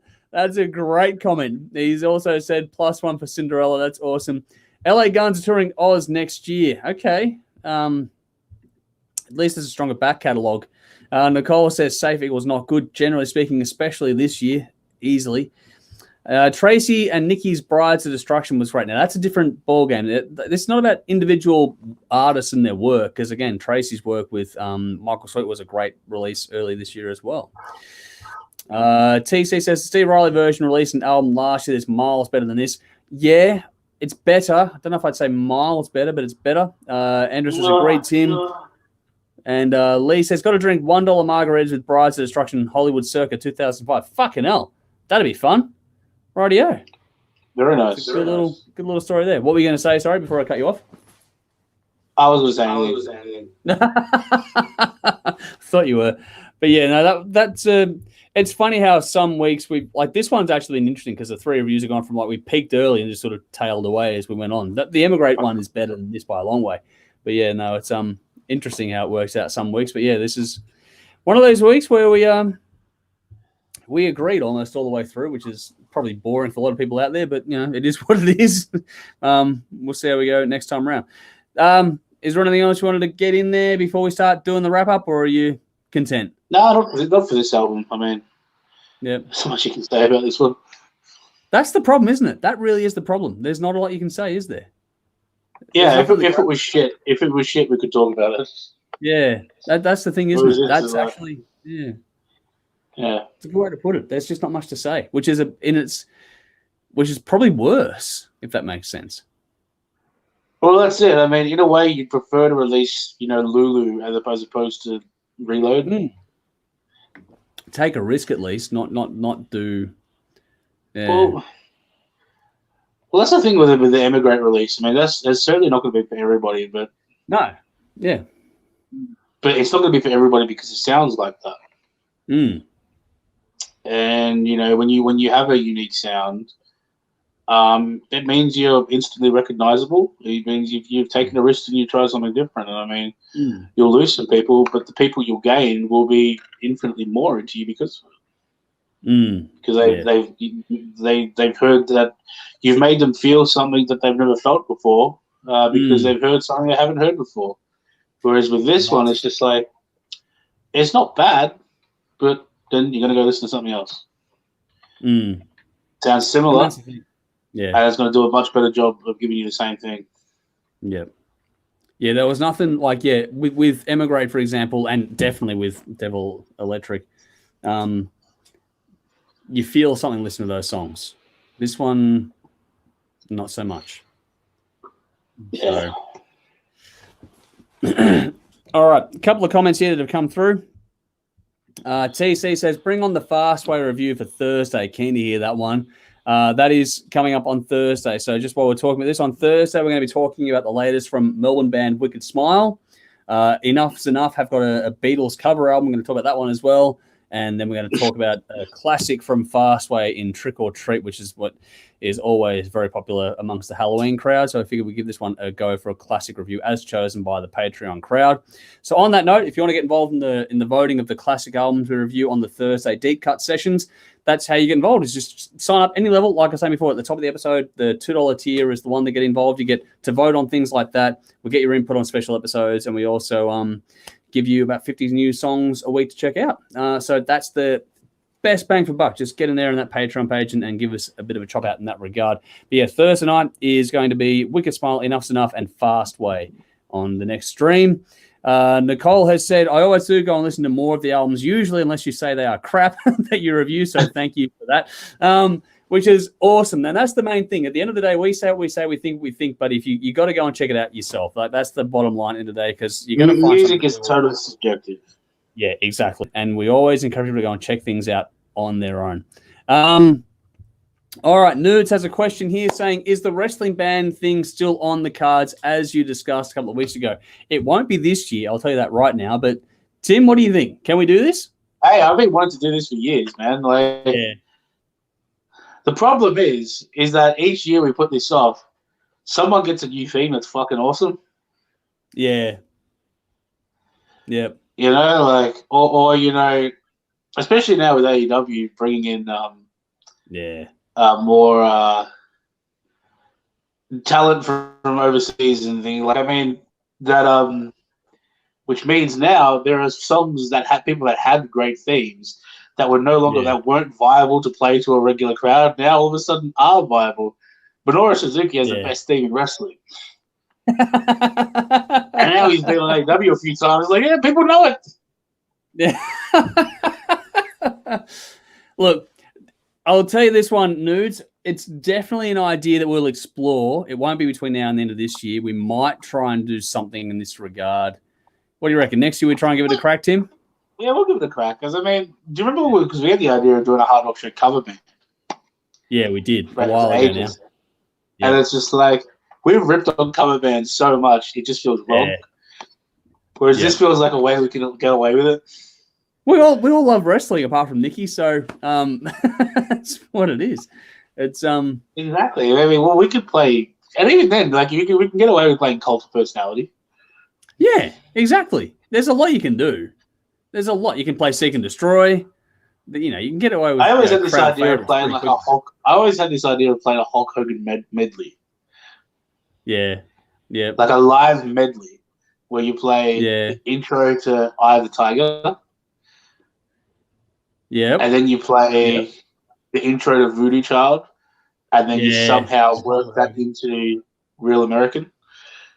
Yeah, that'd be okay. I'll leave you to arrange. Because Real Americans, Real Americans, your classic wrestling thing. That's the one you got to do. But you start out with the classic Hogan entrance with Eye of the Tiger, then you go to Voodoo Child, and then you get the Hulkamania running wild on you, brother. Yeah, that's true. But even things like the game from Motorhead and that shit. Yeah. Oh, well, you got to do the DX theme. Yeah, DX is a must. Fuck that. You got to. I know Byron really wants to sing "Sexy Boy." Yeah, we've covered that. We can do this. We'll have to dig into it. Next time you see Byron in person, ask him to sing it. He will sing it. All right, we have to put this on for a thing for next year at some stage, don't we? We're just going to be a bunch of drop kicks like us trying to put together a set of songs. It'd be funny. Yeah. Once a year, maybe we'll try and do something silly like that. We'll see how we go. So there you go, Nerds. We're all keen to do it. It's a matter of lining it all up to make it work, but we'll find a way to do something. I think we have to do something. Nicole says she has the Trick or Treat album, so there we go. It's a very popular album, that one. Underrated. Nat, thank you for joining us. Says, love LA Guns, not their best album, but still good in my opinion. So thank you for your feedback on that one. But that's the key. That's the key. If you like LA Guns and you listen to this album, you're not going to be disappointed. Yeah. It's just not a barn burner, that's all. It's good, but yeah. Lee says, Joe Leste and Beautiful Creatures also joined the Margarita Happy Hour, my first and memorable night in Hollywood. Are you sure you remember it? Like, if you're drinking $1 margaritas, how much do you remember? Yeah, because, margaritas are fun. Sally's gone, have it on cassette. That's back to Trick or Treat. Sally, I love that album. Got rid of most of my cassettes. I had it on vinyl as well. Was running out of room. Well, that's a bit of an issue as well. Nudes, back to the wrestling one. Has gone, as long as I see Brendan as Blue Meanie or Honky Tonk Man, I'm happy. We'll have to. Oh, we got to do shake, rattle, and roll. Yes, definitely. Definitely. Oh, wow. Sally's reply to the comment, yes, space, such an issue. I still have all my tapes, only about 15 on vinyl. That's the old argument there on space storage. But Sally, on the wrestling one, if you do it, and you should, somebody has to come in as taker. I'm not sure who among us is going to be the taker, but we give it he's tall enough. I don't know anyone's. None of us are tall enough. None of us are that big. Nah. Jimmy and Dennis are tall, but I don't know if they'd be willing to do it. Dennis could do it. Dennis is a big boy. He's tall and he's got long hair. He's built as well. Yeah, he's a big boy, so he might be able to do it. He's got the hair. He does. Last I checked. Yeah, that's the question. I just want to find a Dave Bautista so we can play that Saliva song. I don't think any of us are going to pull that off. Because that's a cracking song. Yeah. I don't know who we'd all be at the end of the day, to be honest. I really don't know who we'd all be. We'd have to put that to an audience poll, I reckon. Make it an audience choice. Who dresses up as what? That'd be a way to do it, I reckon. No, I agree with the last assessment that I should be Abdullah the Butcher. Yeah. Okay. This is the thing. I don't know who I'd fit in. Nicole has gone Piper. We could get Brendan to do Piper, I reckon. Yeah. Brendan could do Piper. Sorry. Done.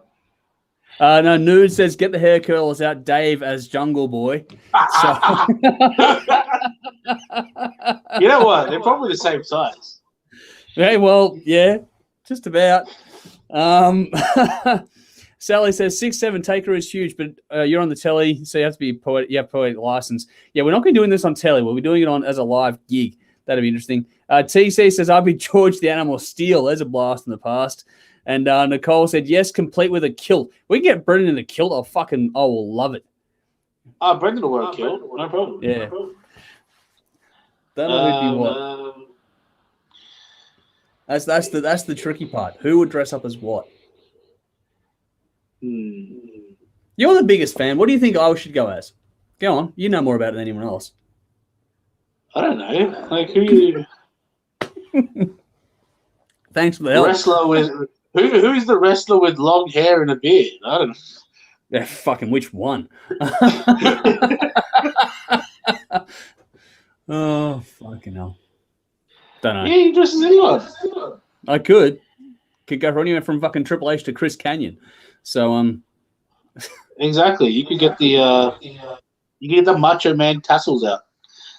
Yeah, Macho Man would be fun. Hair's a bit long for that, but it'd be fun. Easy to do as well. You can just fucking run around and go, ooh, yeah. Damn right. Yeah. Nicole's going, I would say Undertaker. I'm not Taker. I'm nowhere near big enough for Taker. I used to wear a trench coat a lot. Someone's got to be Doink. Doink. Oh. Who do we get to be Doink? Nikki. Anybody. Just put them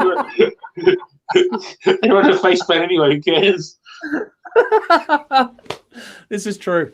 It's like getting a Jushin lager. Like, yes. We haven't even covered the Lucha Libres. Fucking, it could be any of those ones as well. Just put a mask on your head. Man, yeah, Juventude. Could be Hoovy. Hoovy. Yeah. There's a lot there. Oh, okay. Pentagon Junior sells his masks. Yeah, it's true. Going back to the margarita hour, Lee says, sketchy memories, went to the body shop afterwards, then went back to the hotel with a big dent in my bank balance. Yep, that's not surprising. Would have been a good night, though, man. Sally says, Andrew or Shawn Michaels, I think Edge or Fozzy, Ultimate Warrior, Psycho. Ultimate Warriors, yeah. fucking weird. Nudes has gone, Andrew, We had dye your enough, hair. there aren't enough steroids in the world to turn any one of us into the Ultimate Warrior. No, that's true. Jericho. Maybe if my hair was lighter, Jericho wouldn't be beyond the I realm reckon you could do possibility. Jericho. Jericho's had darker hair before as well. Yeah, he has. Not always blonde. That can be done. I can be a bit of a dickhead anyway, so that's all right. I can be the heel of the group. You But he could does do it. be Brian Pillman for it. Actually, yeah, that'd be an interesting one as well, wouldn't it? Fucking hell, there's a few. Anyway, we'll go and do some research. We'll go and do some behind the scenes thinking and chatting about, and we'll try and line this up for next year, and then we'll let everyone know we're going to do something really, really dumb, make an absolute dick out of ourselves, and have a lot of fun doing it at the same time. So that'll be a lot of fun. We'll get dressed up. We'll get on stage. I haven't been on stage in a long time. I played it. It's funny because on the wall here, I've got the old poster from the Channel 31 launch party. And that was the last time I was on stage with an instrument. That's 10 years ago. So that's a long time. It was even longer before that for that one. So I haven't done anything in that regard for a long time. So if I make a dick out of myself, you'll get to see it. It'll be entertaining. If nothing else.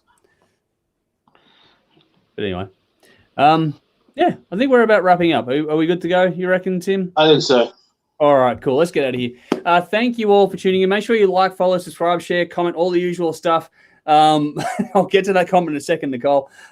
Please, like I said, follow, like, subscribe. Details are in the description of this, whether you're tuning in now, live. Thank you for joining us. Or if you're tuning in later on, we do appreciate you taking the time to check us out and tune in, whether it be audio, video, whatever else. So make sure you follow us. The details you need to write there. It's the same thing for our fantastic sponsors as well. A big thank you to Squidding, Screen Printing, Old Colton, Rockstar Finance. Please find them, give them a follow, give them a like, whatever it is to get some love going for them. Be greatly appreciated. If you want to help us out directly, our Patreon page is in there as well. Check it out. Give us some support. The $2 coin thing that we're pushing at the moment is the best value for money that you're going to get, but there's a lot of other tiers there as well. So go and check it out. Give us some help there. Be greatly appreciated. Allow me to do a lot more with this space. We're going to do a bit of a push on that in the near future too. So more details on that to come. Speaking of Patreon, shout out to TC, Tim Caterson, Lee McDonald, Sonny Donabella, Andrew Marshall, 16x9, Beck Mitchell, Carolyn Mallet, Jason Lynch, Marty Powell, Sam Biondo, Trash Vegas, Andrew Heyman, Brendan, our own Brendan, Daniel Bateman, Gwyneth Richards, and the Mann family. Thank you so much for your fantastic support via Patreon. There's a little shout out for you guys as well. And yeah, follow us on all the different platforms and all the usual stuff. And that's about it. Our next stream I've already covered on Thursday night. Our next special episode is our Motley Crue special coming up very, very soon. We're filming it this coming Saturday along with the bulk of stuff we need for December and January as well. It's going to be done on set. You're going to see the new set very, very soon in that regard, and also on television. So make sure you check us out on 10 p.m. Thursday nights on Channel 44 in Adelaide local time, and 10:30 p.m. Saturday night on Channel 31 in Melbourne local time as well there. Some comments here before we get to the bin. Nicole has said, just make Dave wear a red hat backwards. So, well, I think it was Just Bring It, one of the wrestling games on PlayStation 2, where Fred Durst was a playable character in the game. Oh wow! Yeah. Okay. All right. Lee says, get you back at Whole Lot of Love in your wrestling garb. We could not. I reckon that'd be the place to do it. We'd do it at Whole Lot of Love, wouldn't we? Book it, Sash. Yeah. Probably give us a deadline. You know what I used to say? Book it, Vince. Yes, that's it. Sally says, Shawn Michaels' theme song is the wankiest thing you'll ever hear next to the girls, girls, girls. So, well, that's what made it cool. That's it. That's the point. And Nicole has said, thank you for another great night of entertainment. All you're most welcome. Thank you for joining us. You going to say something? There is a version of the Shawn Michaels theme song, and it's an early version. The song was written by Jimmy Hart, right? Oh, okay. Yep. And because Jimmy Hart wrote a lot of the themes back then. Yeah. And there is a early version of that song, and it's an uncredited vocal performance.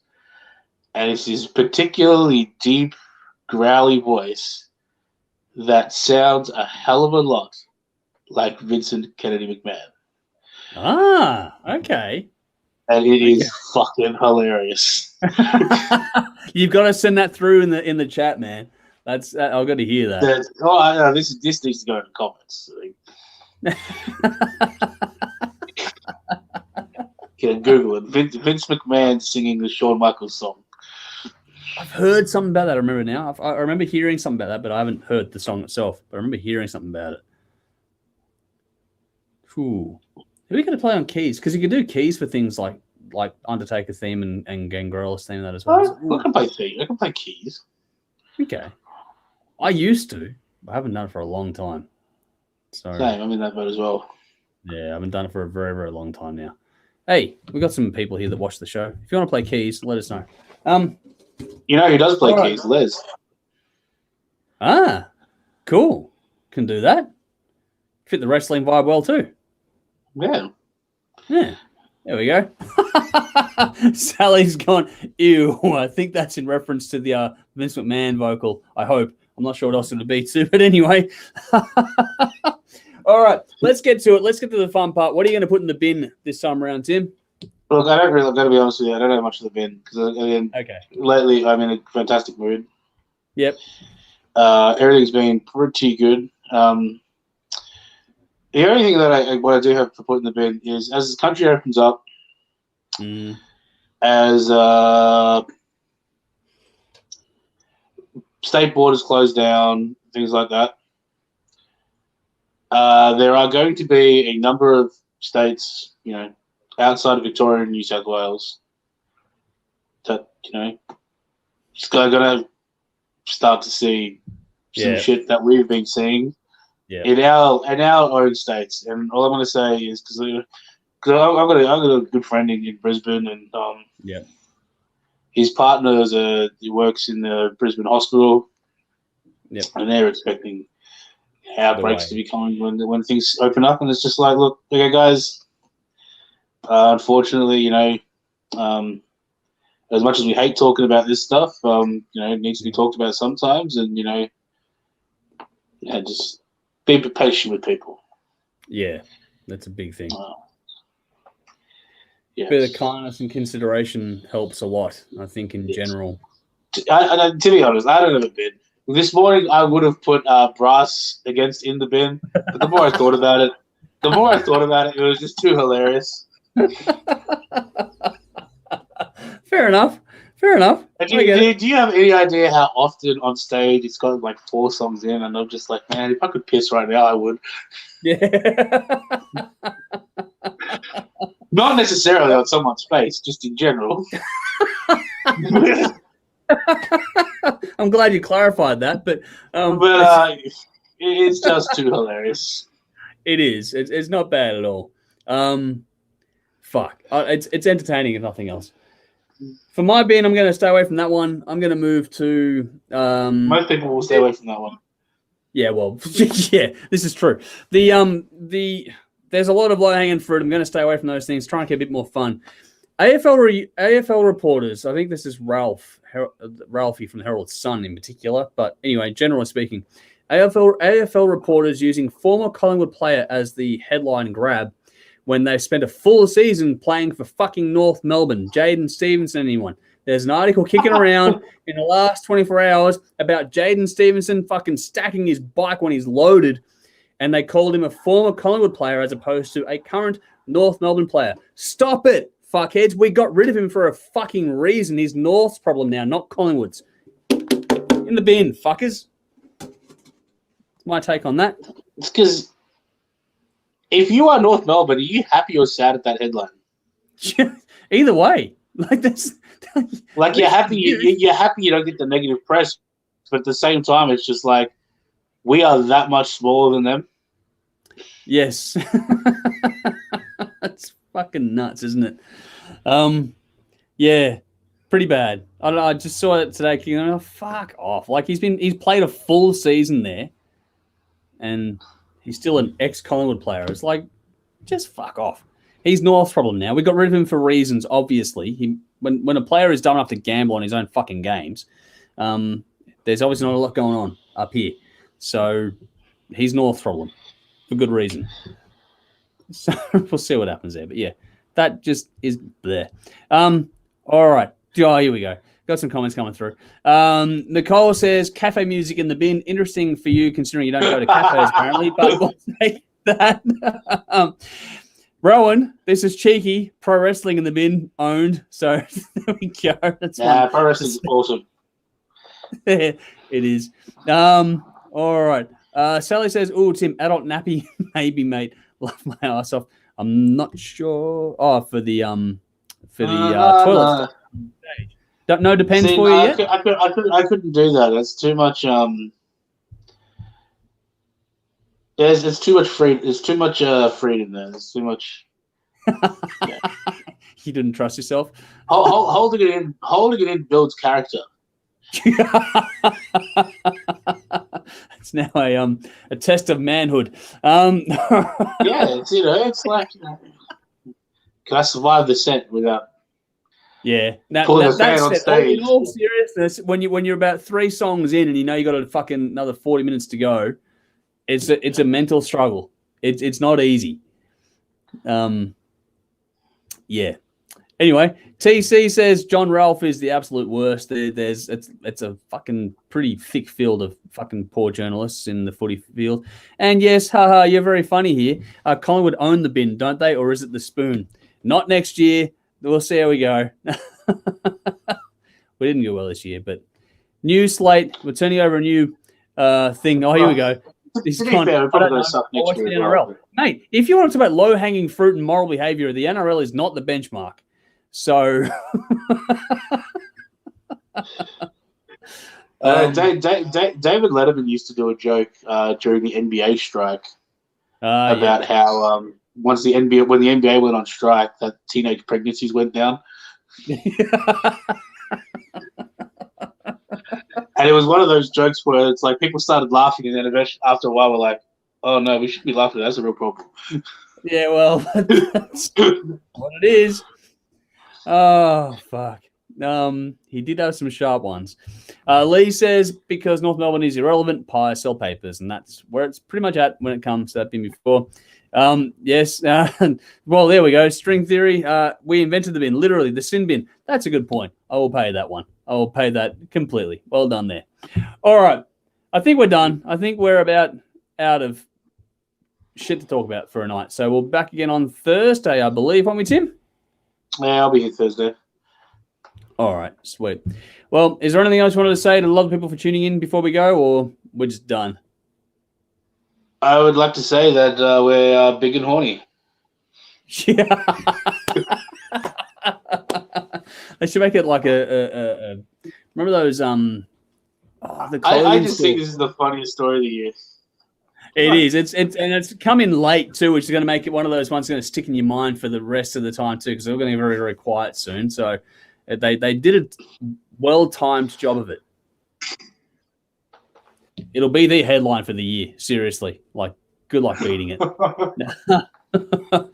All right, Sally's gone night, boys. See you soon. Thanks. Thank you for joining us, and Nicole's having a good chuckle there as well. So thank you everyone for joining us. It's been an absolute blast. We love having the interaction in the comments. So please spread the word, share the love, and we'll see you all again very, very soon. Until next time around, though, on Thursday at the very latest. I'm Andrew. Tim. As always, you know what to do. Drink up. And rock on.